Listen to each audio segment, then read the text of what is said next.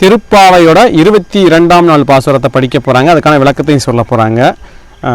அம்மா பாட்டு படிக்க நம்ம அந்த பாசுரத்தை கேட்போம். படிங்கம்மா.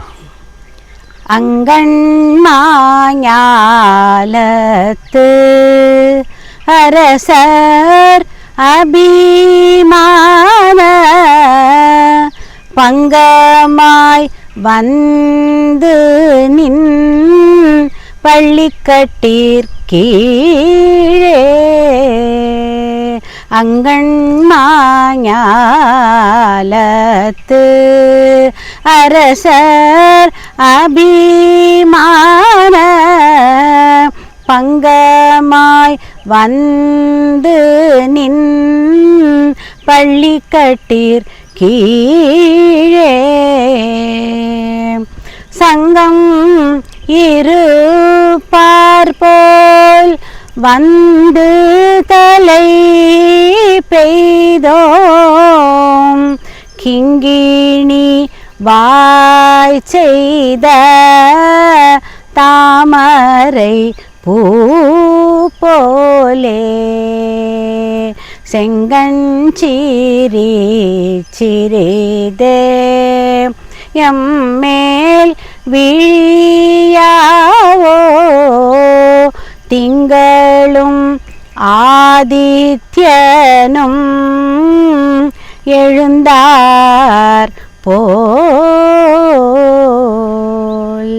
அங்கண் இரண்டும் கொண்டு எங்கள் மேல் நோக்குதியேல் எங்கள் மேல் சாபம் இழிந்தேலோர் எம்பாவாய் அங்கண்மாஞாலத்து அரசர். ஆண்டாள் திருவடிகளே சரணம். விளக்கத்தையும் சொல்லிருங்க. அரசர்கள்லாம் வந்து தன் வலிமை இழந்து அவர் முற்றத்தில் இருக்காங்கன்னு போன பாட்டில் பார்த்தோம். இப்போ அவர் உறங்கும் கட்டில் கீழே போய் காத்து கிடக்குறாங்களாம்.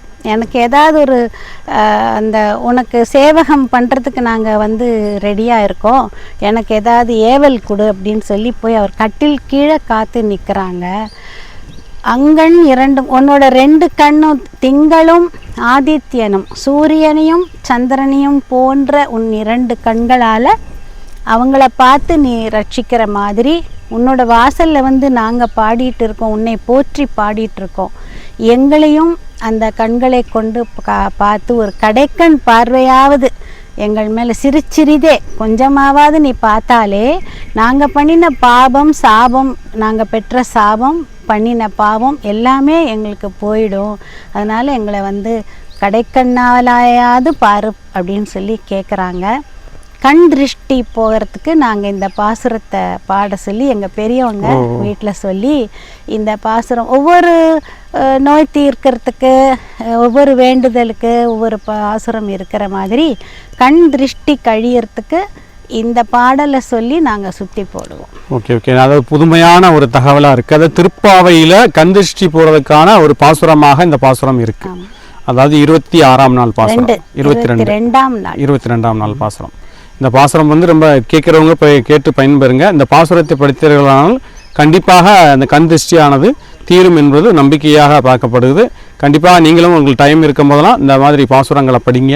இந்த பாசுரம் அப்படி நம்ம அந்த ஆண்டாள் படித்தது அந்த திருப்பாவையில் இருக்க பாசுரங்கள் அனைத்தும் தூய தமிழ்ல அத்தனை சொற்களையும் கொண்டதாக இருக்குது. வேதம் அனைத்துக்கும் வித்தாக விளங்குகிறது.